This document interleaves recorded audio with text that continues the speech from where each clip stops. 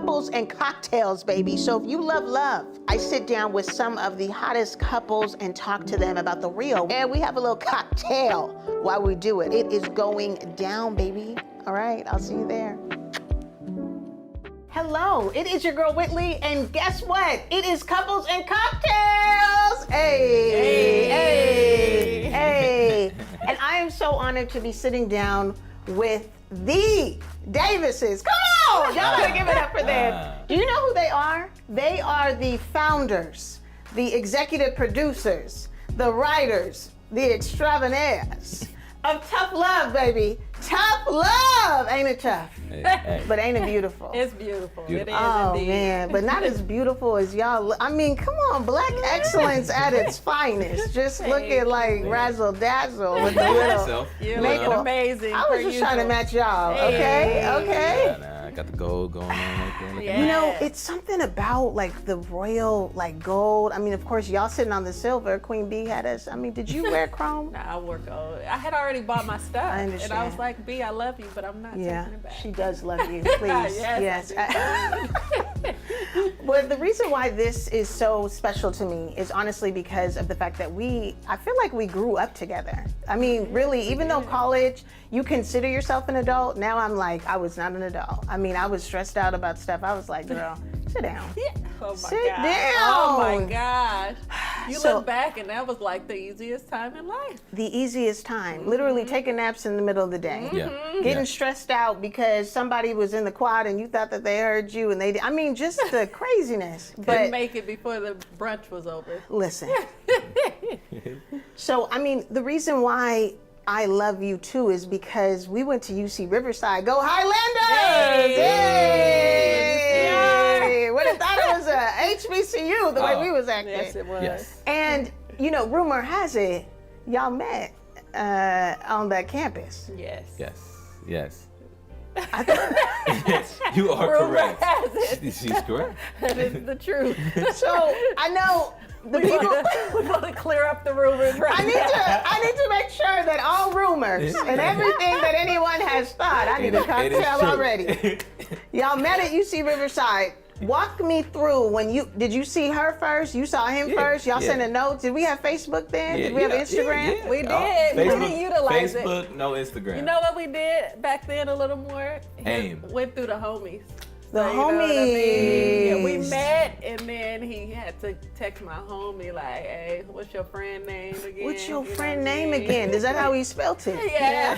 Okay, Oh, what's your my friend name again? All right.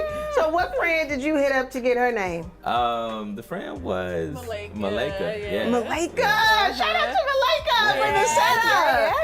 Yeah. Okay. Together. Okay, so how did it work? Where did you see her? Walk me through it. So we had this place called the Commons, and at the time I was a sophomore, she was a freshman, and we had this thing that we would do where we'll chat with the freshmen because they always had more bear bucks. Bear bucks! Bear Which bucks. was like campus dollars. Yes. Okay, yeah. Yeah, so we always go to the freshmen and say, hey, we know you got some extra bear bucks. You mind, putting on the Panda Express or something? Him and his group of friends that were plotting on. Got it. So normally, So you would pray on the Usually, freshmen they see as I have extra bear bucks, so I mind.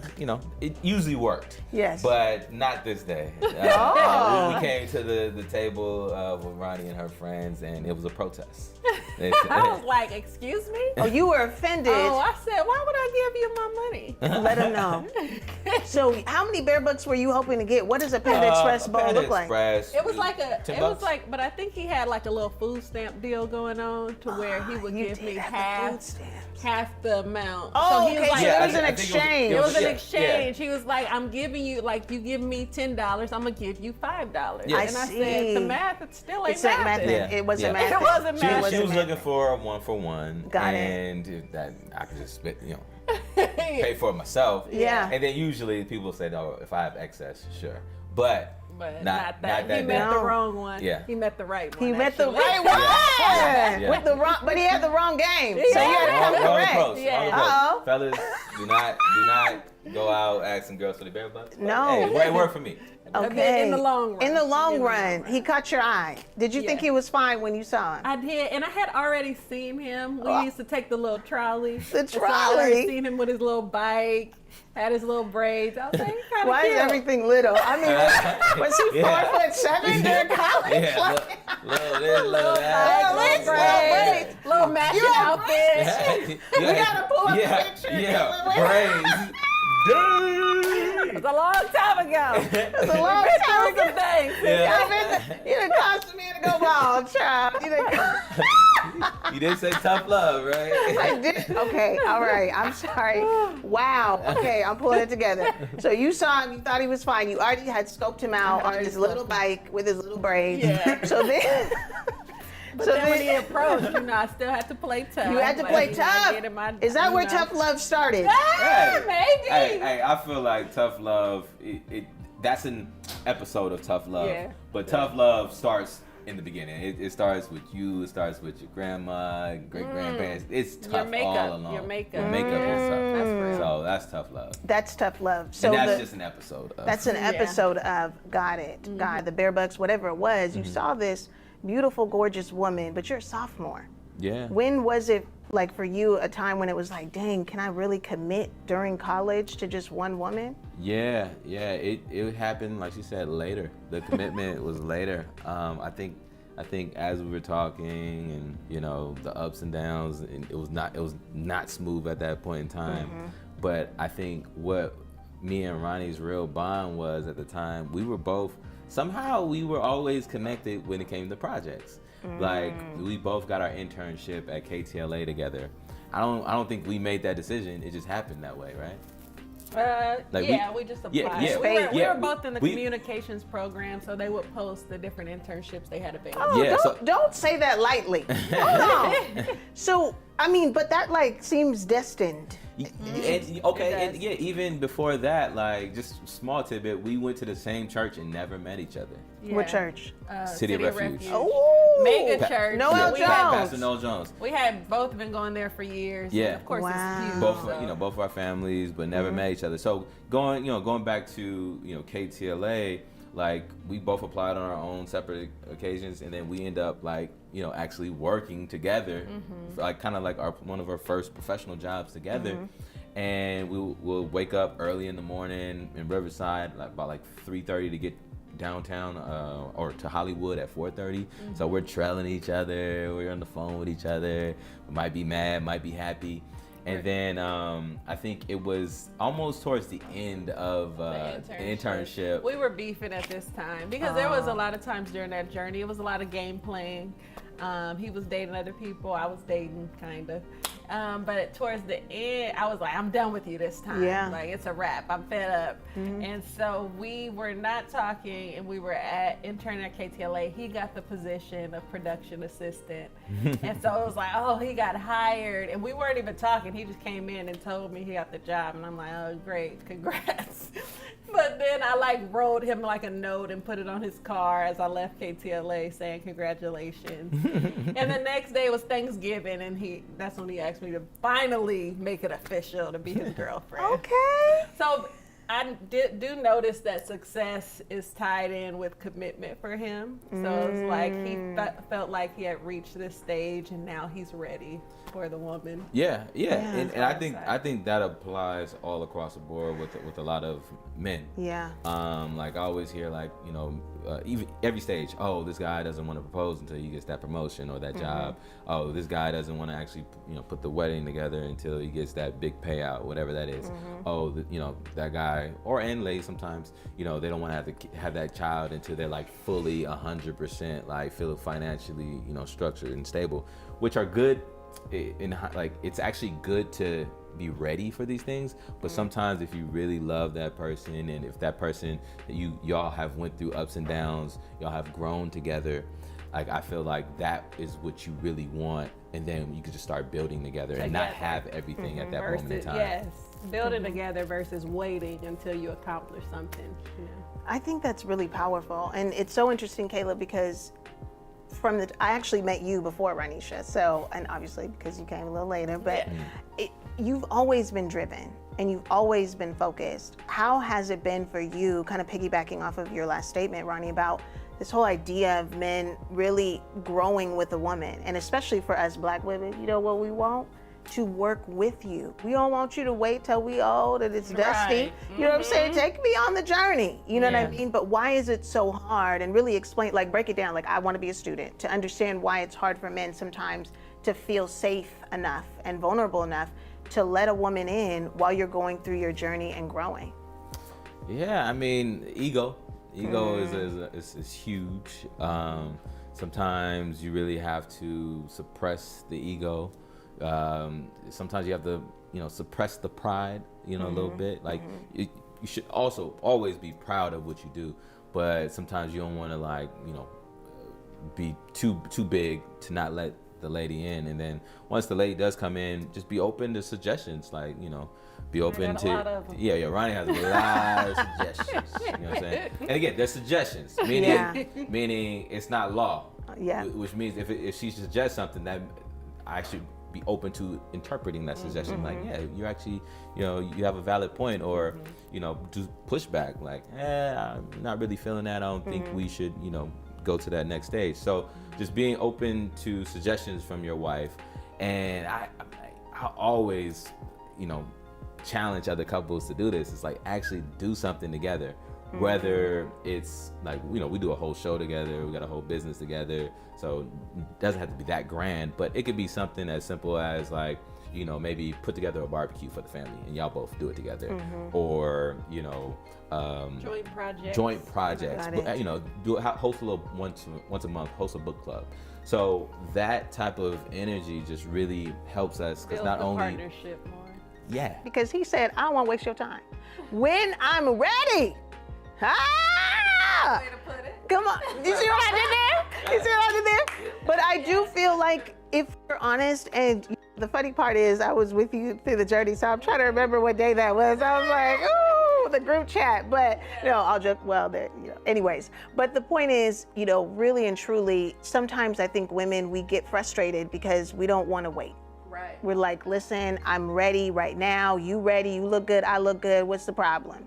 But when do we give men passes to actually listen to them when they say, this is where I'm at. Are you okay with going through this journey? Or, hey, maybe it's not right for you to sit here and wait and you could come back. But do you think we could be, as women, a little bit more patient and really allow men to kind of grow into the phase? Yes, but I think that applies to life. In general, you don't know, okay, he's saying this, but is it really going to pan out that way? Yeah. So it takes patience and faith and just being able to trust in that person. But it is difficult. Yeah, as you, girl, you had 2 kids? I ain't even had one. All right? I'm trying to look like you. But no, sincerely, you've had this journey where you've been so committed and really intentional as well about your personal career. Yes. And then you and Caleb building together motherhood. How have you been juggling this new chapter of your life, and how do you feel your marriage supports this growth and still at the same time this sense of identity and purpose? It's definitely a lot of work. It's a lot to balance, but I definitely feel like it has strengthened our partnership.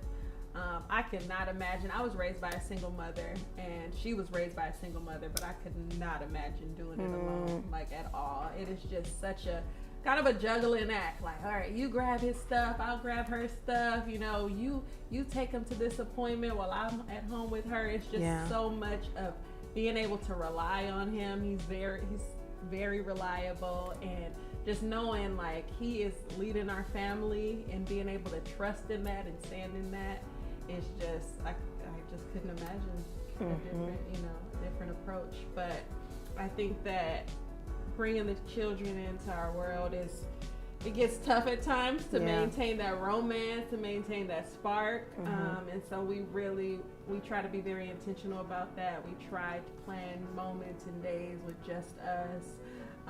Caleb makes sure we do a weekly couples therapy.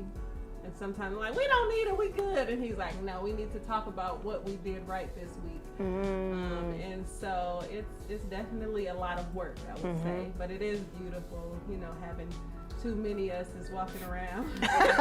One of the things that I love about the two of you is you've accomplished so much at such a young age, and you guys are like the most humble people. Like the friends, I feel so proud when I'm like, I went to school with them. Like, oh my gosh. And Caleb, you've made some significant contributions to the entertainment industry. We know as the creator of Pillow Talk on BET Plus. Okay, can we clap it up for that? Tough Love series on TV One and Clio TV. But how do you balance your career, your life with family, wife, marriage, all of that, and feel supported as well as a man and a Black man in this industry and doing your thing? Yeah, prayer. Prayer is huge. Yeah. You know, couldn't do any of this without God. Yes. Definitely, I'm truly blessed. And also having like a village, you know, people that are my accountability partners. So, you know, Ronnie, she's always in the loop of, you know, whatever is going on, whether it's career, family, of course. But, she'll shoot reminders and say, hey, you know, you doing that? You know, my mom, she's a God-fearing woman. She's always praying for me.